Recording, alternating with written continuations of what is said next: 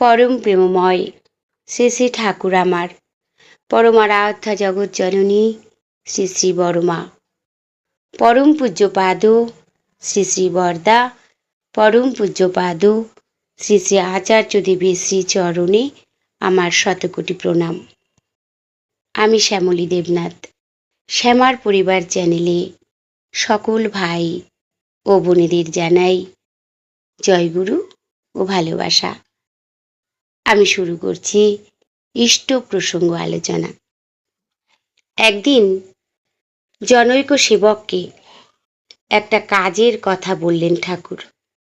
সেবকটি অজুহাত দেখিয়ে তার অক্ষমতা প্রকাশ করছে। বলছে কাজটি করতে গেলে যেসব উপচারের দরকার তা তার কাছে নেই, ইত্যাদি ইত্যাদি। শ্রী শ্রী ঠাকুর তবুও তাকে বারবার অনুরোধের সুরেই বলেছেন, দেখ না লক্ষ্মী, তুই চেষ্টা করলেই পারবি। কিন্তু সেবকটি বলেই চলেছে, আমি পারবো কি করে, এবং না পারার যত রকম যুক্তি দেওয়া যায় তাই দিচ্ছে।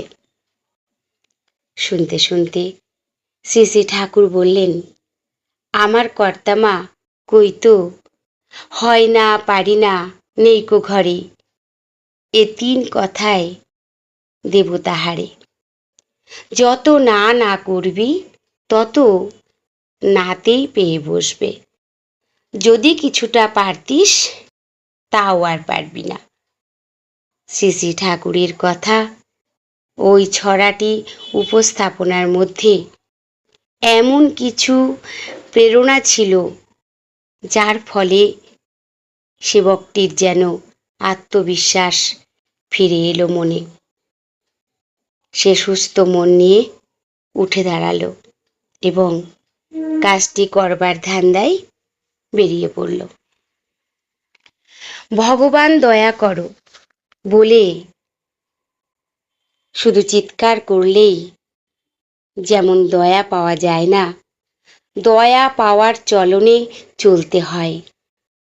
অনুরূপ আরেকটি শব্দ আছে, শরণ নেওয়া। প্রভু, আমি তোমার শরণ নিলাম বললেই প্রভুর শরণ নেওয়া হয় না। ইষ্টগুরুর শরণ নেওয়া মানে জীবনের প্রতি পদে তাকে রক্ষা করে চলা, তার আদেশ নির্দেশ নিষ্ঠার সঙ্গে পালন করা। পরম প্রেমময় শ্রী শ্রী ঠাকুর অনুশ্রুতি গ্রন্থে বলেছেন, না করে যে পেতে চায় দুঃখ তার পিছে ধায়।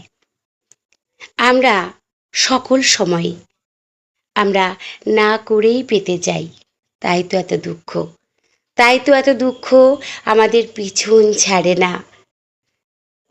সকল সময় আমাদের লোভ, একটার পর একটা, একটার পর একটা আমরা সেই লোভ করেই থাকি, আর তার ফলেই তো এত দুঃখ আমাদের। কিছু করব না, অথচ শুধু পাওয়ার আশা। ঠাকুরের ইষ্ট নাম গ্রহণ, তাতেও তাই। এমনও লোক আছেন যাদেরকে ইষ্ট নাম নেওয়ার কথা বললে তারা বলে থাকেন, ঠাকুর আগে দিক তারপর। মানে ঠাকুরের দীক্ষা নেবে, ঠাকুরকে ভালোবেসে তাকে তার নির্দেশ মতো চলবে, তাহলে তার ভালো হবে। সে বলতে চায়, আগে ঠাকুর দিক, আমার ছেলের চাকরিটা হোক, আমার ঘরবাড়ি হোক, তারপর নেওয়া যাবে। আমরা কত অবুঝ, এখনো কত অবুঝ, মানুষ বোঝে না, তাই তো এত দুঃখ, এত জ্বালা, এত যন্ত্রণা। সকল সময় আমরা কিছু করব না, অথচ আমরা পাওয়ার আশায় মগ্ন থাকব। পরম প্রেমময় ঠাকুর সব রকমভাবে তিনি বলে করে করিয়ে আমাদেরকে শিখিয়ে দিয়ে গেছেন। তার কথা মতো আমরা যদি চলি তাহলে আমাদের উন্নতি তো হবেই। ঠাকুরের নাম নিয়ে ঠাকুরকে স্মরণ করে দিন শুরু করি আমরা। তাকে স্মরণ করে কাজে কর্মে বেরোতে হয়, সকল সময় ইষ্টনাম করতে হয়।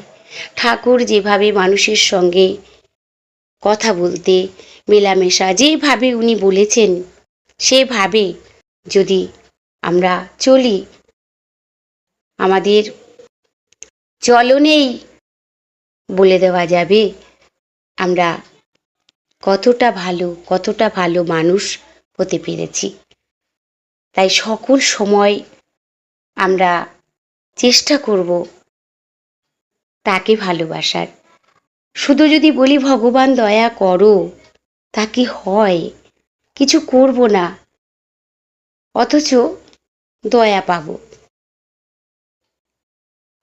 ঠিকঠাকভাবে নিষ্ঠার সঙ্গে সব কিছু করতে হবে, তাহলেই আমাদের বাঁচা বাড়ার পথ সুন্দর হয়ে উঠবে। আমরা প্রত্যেকেই ভালো থাকবো, সুস্থ থাকবো। ঠাকুর যেভাবে বলেছেন আমরা সকল সময় যদি সেইভাবে চেষ্টা করি তাহলেই আমরা ভালো থাকবো। সবাই ভালো থাকবেন, সুস্থ থাকবেন।